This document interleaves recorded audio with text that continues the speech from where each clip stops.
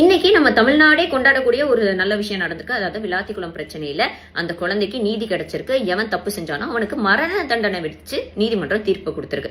இது பாராட்டத்தக்கக்கூடிய விஷயம். இதுக்காக உழைச்சவங்க, அதாவது முக்கியமா அந்த ஒரு MLA Thiru G we Markandeyan sir, அது மட்டும் இல்லாம நம்மளுடைய கவர்னர் ஐயா, அவர் தான் ரீசெண்டா வந்து மே 5 அன்னைக்கு எல்லம்மாள் கிசிங்கர் அப்படின்ற ஒரு மேடம் இதுக்குள்ள நிரூபிச்சு அவங்க வந்து இன்னும் தீவிரமா இதுக்கான ஆக்ஷன் எடுத்தாங்க. இவங்க மட்டும் இல்லாம அண்ணாமலையானும் இதுக்காக குரல் கொடுத்தாங்க. நிறைய திமுகவை சேர்ந்த வழக்கறிஞர்கள் இதுக்காக போராடி இருக்காங்க, குரல் கொடுத்திருக்காங்க. இவங்க எல்லாரும் இதுக்கான கிரெடிட்ஸ் எடுத்துக்கலாம். ஆனா இந்த டிவி கேக்காரங்க இது வரைக்கும் இருந்த இன்ஃபுளுசர்ஸ் எல்லாம் காணா போயிட்டாங்க போல இருக்கு. அதனால புது இன்ஃபுளுசர்ஸ் இறக்கி ஃபயர் விட்டுக்கிட்டு இருக்காங்க. தயவு செஞ்சு இதுக்கெல்லாம் ஸ்டிக்கர் ஓட்டாதீங்க. ஃபர்ஸ்ட் ஆஃப் ஆல், நாங்க உங்களோட ஆட்சியில இப்ப நடந்துச்சுல சூலூர்ல, அதுக்கு அந்த அம்மாவோட சம்மதம் இல்லாம எதுக்கு நீங்க அந்த பிள்ளைய எரிச்சிங்க?